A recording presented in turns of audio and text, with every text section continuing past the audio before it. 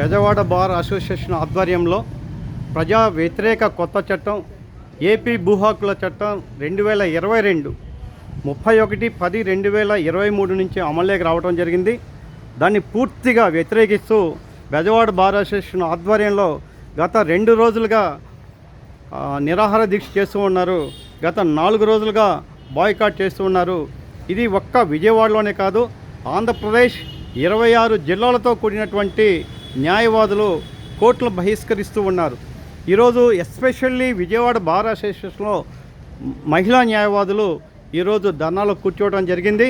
ఈ చట్టం ఒక దుర్మార్గమైన చట్టమని, ఈ చట్టం పేదలకు ఇచ్చినటువంటి భూములు హరించే విధంగా ఉందని, ఈ చట్టం లిమిటేషన్ యాక్ట్కి భిన్నంగా ఉందని, ఈ చట్టం సుప్రీంకోర్టు సర్వోన్నత న్యాయస్థానం తీర్పులకు కూడా భిన్నంగా ఉందని,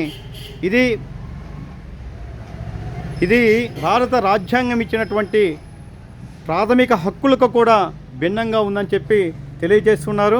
వారి మాటల్లోనే మనం వాళ్ళ అభిప్రాయాన్ని తీసుకుందాం. చెప్పండి అమ్మా, ప్లీజ్. ఈరోజు మీరు నిరాహార దీక్షలో కూర్చున్నందుకు ధన్యవాదాలు. ఈ చట్టంపై ఎంతకాలం వరకు పోరాడాలనుకుంటున్నారు? భూ హక్కుల చట్టం సస్పెండ్ చేయటం లేదంటే కోర్టులో స్టే ఇచ్చేంత వరకు కూడా మనం ఫైట్ చేయాలని చెప్పి, అందరూ దీన్ని కోఆపరేట్ చేయాలని చెప్పి కోరుకుంటున్నాం. ఈ ఉద్యమం భవిష్యత్తులో కూడా కంటిన్యూ చేసే అవకాశం ఉందా? కంటిన్యూ చేయాలనేదే మా ఉద్దేశం. ఈ చట్టంపై అంతిమంగా మీ ఉద్దేశం ఏంటమ్మా? ప్రజలకు ఉపయోగపడుతుందంటారా లేదంటారా? ఈ చట్టం వల్ల ప్రజలకైతే ఉపయోగం ఏమీ లేదు. ఈ చట్టం రిపీల్ అవ్వాలి. ఎందుకంటే ఎవరు ఆల్రెడీ ఉన్న ఆస్తులన్నీ కూడా మళ్ళీ మన అగైన్ నా ఆస్తి అని చెప్పి ప్రూవ్ చేసుకోవడం అనేది చాలా హాస్యాస్పదం. అందుకోసం దీనివల్ల చాలామంది పేదవాళ్ళు, చాలామంది దూర ప్రాంతాల్లో ఉన్న వాళ్ళందరూ కూడా చాలా సఫర్ అవుతారు. కాబట్టి ఎంత త్వరగా యాక్ట్ చేయగలిగితే అంత బెనిఫిట్ అనేది నా ఉద్దేశం. మరో సీనియర్ న్యాయవాదులు కూడా యాన్సీ గారు వారి అభిప్రాయాన్ని వ్యక్తం చేస్తారు. ఇది ఒక వ్యక్తికి సంబంధించింది కాదు, ఒక అడ్వకేట్కి సంబంధించింది కాదు, ఇది ప్రజలందరి సమస్య. ఈ సమస్యని ప్రజలందరూ కలిసి చేస్తేనే మనం సక్సెస్ అవుతాం. అది గుర్తుంచుకొని అందరూ కోఆపరేట్ చేయాలని కోరుకుంటున్నాం. ఇది న్యాయవాదులు కాకుండా ప్రజలకి దీని గురించి అవగాహన కలగాలని మేము ఈ ఉద్యమాన్ని స్టార్ట్ చేశాము. చాలామంది ప్రజలు మన ఆంధ్రదేశంలో లా గురించి సరైన అవగాహన లేనండి, చట్టాల గురించి అవగాహన లేనండి, వాళ్ళ హక్కులు కోల్పోతే భవిష్యత్తు అంధకారం అవుతుందని ఈ ఉద్యమాన్ని ప్రేరేపించుకున్నారు. ఈ చీకటి చట్టాన్ని తప్పకుండా వ్యతిరేకించాలి. ఇది అబాలిష్ అయ్యే వరకు మేము ఉద్యమం చేస్తాం. ఇది ప్రజల హక్కుల్ని హరించే చట్టం, కబ్జాకారులకు, భూ దోపిడీదారులకి చట్టం లాంటి చట్టాన్ని ప్రజల ఆస్తులు, ధనమాన ప్రాణాలను దృష్టిలో ఉంచుకొని దీన్ని రీపీల్ చేయాలని, న్యాయస్థానాల యొక్క స్వయం ప్రతిపత్తిలోకి ప్రభుత్వం అక్రమంగా చొరబాటును ఆగాలని చెప్తూ ఈ చట్టాన్ని తీవ్రంగా వ్యతిరేకిస్తూ ఈ చట్టం రద్దయ్యే వరకు కూడా బెజవాడ బార్ అసోసియేషన్ ఇచ్చేటువంటి పిలుపులో నిరంతరం కార్యోన్ముఖులమై ఉంటారని తెలియపరుస్తుంది.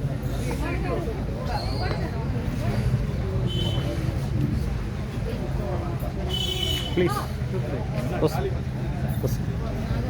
వాయిస్ మన ఆస్తుల మీద మనకి ఎటువంటి హక్కులు ఉండవు. మన ఆస్తుల మీద గవర్నమెంట్కి, కబ్జాదారులకి, వీళ్ళందరికీ హక్కులు ఏర్పడతాయి. మనం మన ఆస్తులు ఏమైపోయినాయో, ఎక్కడ ఉన్నాయి కూడా అడ్రస్లు ఉండవు. వాటి కోసమే మనం ఎక్కడ ఫైట్ చేయటానికి కూడా ఒక న్యాయస్థానం అనేది కూడా ఉండదు. మళ్ళీ ఏదో రౌడీ సెటిల్మెంట్లు, రాజకీయ నాయకులకి సెటిల్మెంట్లకు పోవాల్సిన పరిస్థితి ఈ చట్టం తీసుకొస్తుంది.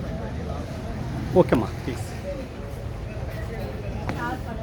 ఈ ప్రజలకు చాలా హాని చేసేలాగా ఉంది కాబట్టి ఈ చట్టాన్ని మేమందరం వ్యతిరేకిస్తున్నాము.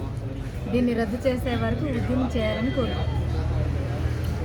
ఒక న్యాయవాదులకి ఏంటంటే ప్రజలకు సంబంధించి ఈ ఉద్యమాన్ని ఆపకుండా మనకి రిజల్ట్ వచ్చే వరకు చేయాలని చెప్పేసి మీడియా మిత్రులు కూడా విజ్ఞప్తి, ఎప్పుడు మా కోర్టు న్యూస్ని కానీ అన్నీ కూడా చక్కగా మీడియా మిత్రులు చూసాం కదా. ఈరోజు బెజవాడ బార్ అసోసియేషన్ ఆధ్వర్యంలో బెజవాడ బార్ అసోసియేషన్ ఆధ్వర్యంలో ఈరోజు రిలే నిరాహార దీక్ష తీసుకుంటూ వాళ్ళ అభిప్రాయాలు తీసుకున్నాం.